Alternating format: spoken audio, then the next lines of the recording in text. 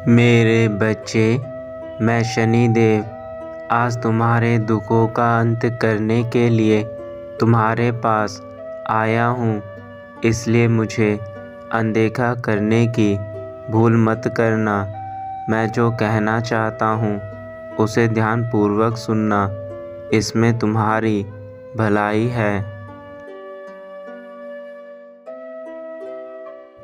मेरा यह संदेश इसलिए भी खास है क्योंकि मैं तुम्हें वह चीज़ें बताऊंगा जो तुम्हारे लिए जानना अनिवार्य है कि तुम्हें अपने जीवन में किस कार्य के प्रति ज़्यादा काम करना है और कौन से कर्म नहीं करने हैं।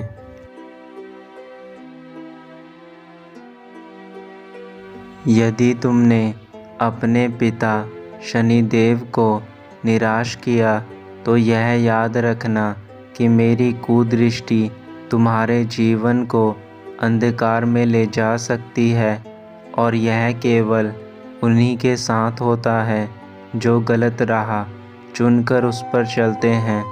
इसलिए अब अपने पिता की बातों को ध्यान से सुनना। यह तुम्हारे जीवन को पूर्ण रूप से बदलने के लिए अति अनिवार्य है मेरे बच्चे।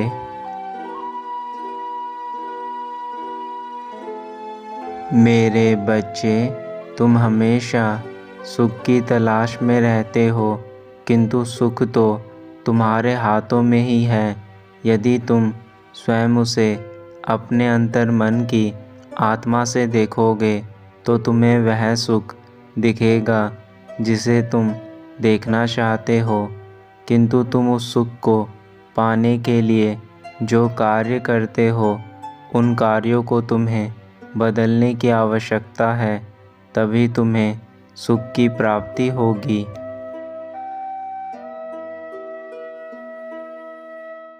तुम यह जानते हो कि तुम्हारे लिए क्या सही है क्या गलत है, फिर भी तुम अपने मन को नियंत्रित नहीं कर पाते क्योंकि तुम्हारा मन तो सदा ही गलत राह पर जाने के लिए तत्पर रहता है और तुम अपने मन के वशीकरण में आकर वह गलती कर बैठते हो जो तुम्हें नहीं करनी चाहिए, क्योंकि हमारा मन बहुत चंचल होता है और वह सदा ही उस मार्ग की ओर ज़्यादा जाता है जो हमारे लिए गलत होता है।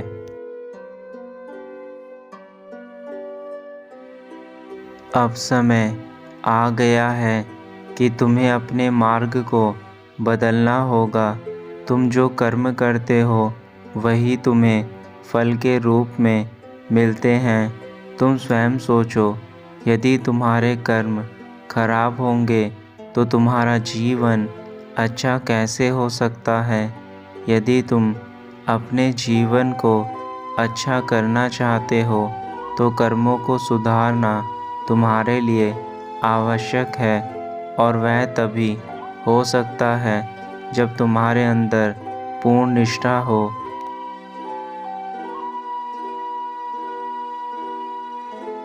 तुम अपने जीवन में धन चाहते हो, शांति चाहते हो और वह सारी खुशियाँ चाहते हो जो तुम्हें आनंद प्रदान करे, पर अब मैं तुमसे पूछता हूँ, तुम उन्हें पाने के लिए क्या करते हो? क्या तुमने कभी यह जानने की कोशिश करी है कि तुम्हारे जीवन में तुम्हारा लक्ष्य क्या है जो तुम्हें प्राप्त करना है?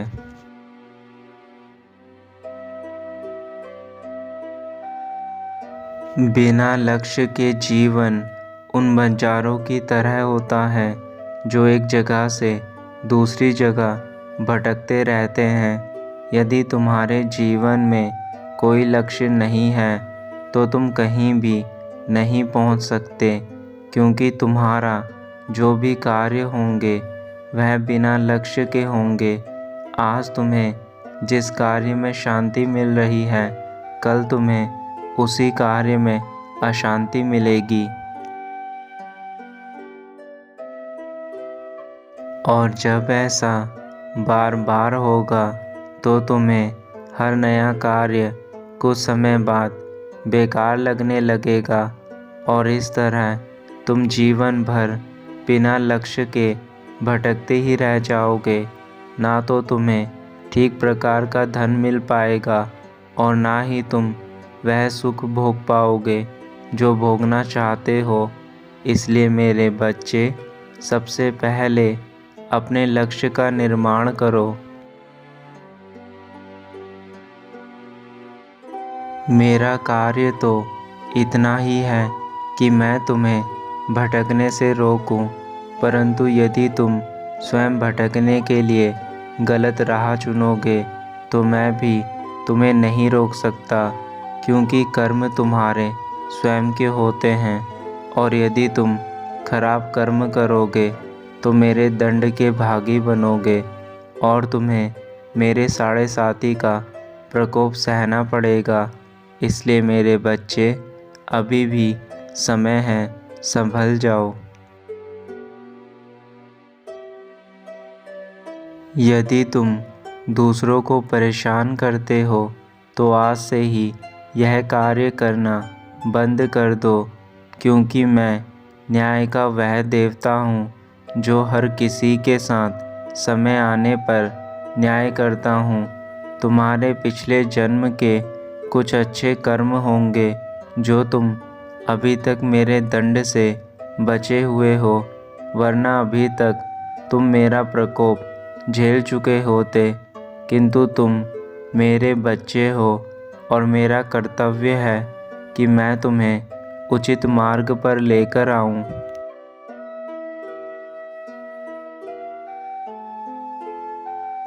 यदि तुमने कभी अपने माता पिता का दिल दुखाया है तो उनसे आज ही माफ़ी मांग लो, क्योंकि माता पिता को रुलाने वाला कभी खुश नहीं रह पाता।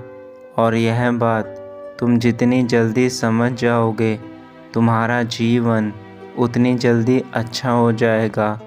माँ बाप की दुआ इंसान के बुरे वक्त को भी अच्छे वक्त में बदल देती है और माँ बाप की बद्दुआ अच्छे वक्त को भी बुरे वक्त में बदल देती है।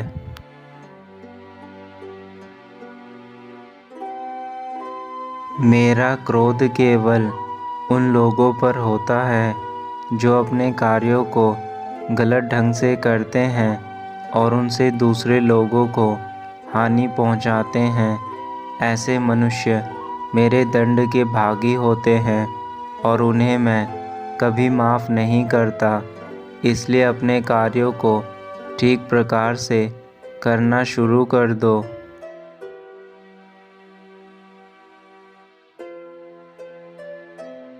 जब कोई व्यक्ति बीमार पड़ता है तो वह अक्सर ठीक होने की दुआ करता है, परंतु जब वह पूर्ण रूप से ठीक हो जाता है तो उसके कुछ समय बाद वह दोबारा वही गलती दोहराने लगता है जिस गलती से वह पहले बीमार पड़ा था। और दोबारा बीमार पड़ने पर वह फिर से ठीक होने की दुआ करने लगता है, किंतु वह व्यक्ति यह भूल जाता है कि बार बार एक ही गलती को करने से उसे हर बार माफ़ी नहीं मिलेगी, बल्कि जब वह एक ही गलती को बार बार करेगा तो उसे दंड अवश्य मिलेगा। ईश्वर भी मनुष्य को उतनी ही बार माफ़ करते हैं जितनी बार वह माफ़ी के काबिल होता है। जब हद से ज़्यादा मनुष्य गलती कर देता है तो उसे दंड देना अनिवार्य हो जाता है। मेरा कार्य भी यही है, जो रास्ता भटकते हैं उन्हें रास्ता दिखाना, और यदि रास्ता दिखाने के बाद भी कोई उस रास्ते पर नहीं चलता, फिर उसे मेरे प्रकोप को सहना पड़ता है।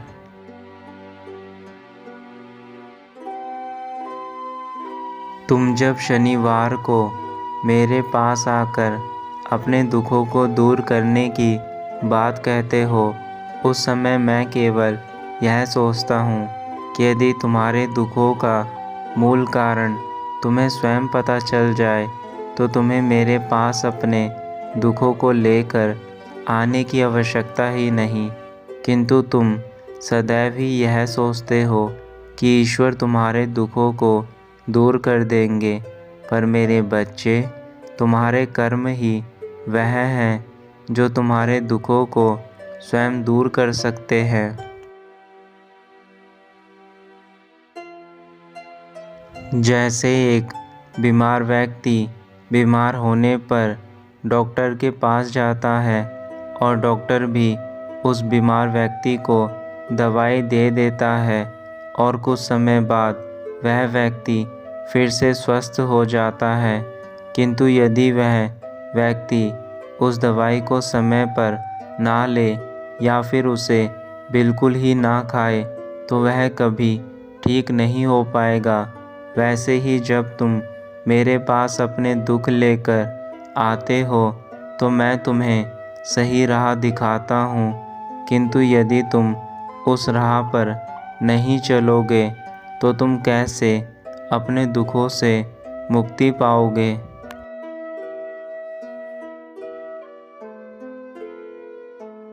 सब कुछ तुम्हारे अपने हाथों में है। तुम्हारा जीवन तुम्हारा ही है। इसे ठीक करना है या खराब करना है, यह तुम्हारा स्वयं का काम है। अच्छी राह पर चलोगे तो अच्छा जीवन मिलेगा, बुरी राह पर चलोगे तो बुरा जीवन मिलेगा। जैसी राह चुनोगे वैसा ही जीवन होगा। इसलिए मेरे बच्चे, स्वयं के ऊपर विश्वास करना शुरू करो। तुम्हारा विश्वास तुम्हें नई दिशा में अवश्य लेकर जाएगा। एक अच्छा इंसान बनने की कोशिश करो।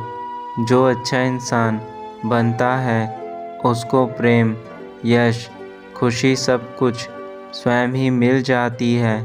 परंतु जो इंसान दूसरों का बुरा करता है, दूसरों के लिए बुरा सोचता है, वह कभी खुश नहीं हो पाता और सदा ही यहाँ से वहाँ भटकता रहता है अपने बेचैन मन को लेकर।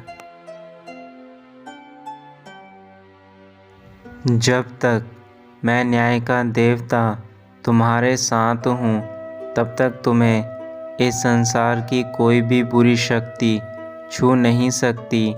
इसलिए तुम्हें व्यर्थ ही घबराने की आवश्यकता नहीं है। मैं तुम्हारे साथ हूँ, पर मैं तुम्हें कभी अकेला नहीं छोड़ूंगा। किंतु तुम भी मुझसे वादा करो कि तुम मेरी बातों को मानकर सदा ही आगे बढ़ोगे।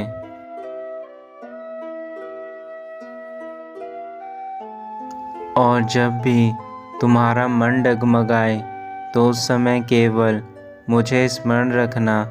यदि तुम मुझे स्मरण रखोगे तो तुम्हारे अपने कर्मों पर नियंत्रण रहेगा, क्योंकि तुम यह जानते हो कि यदि तुमने अपने कर्म बुरे करे तो उसका फल भी तुम्हें बुरा ही मिलेगा।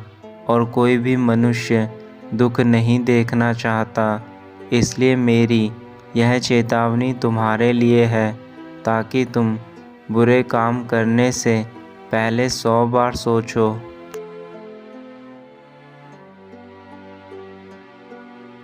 मुझे आशा है कि तुमने मेरी सभी बातों को ध्यानपूर्वक सुना होगा और अब तुम अपने जीवन में वह कर्म करोगे जो कर्म सच्चाई और ईमानदारी की राह पर चलकर तुम्हारे जीवन को सुख प्रदान करने में सहायता देगा।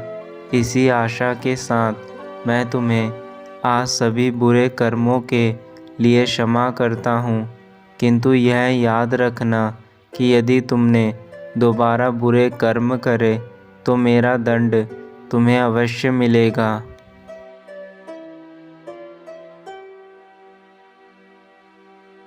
अब तुम्हारे पिता अपने धाम वापस जा रहे हैं।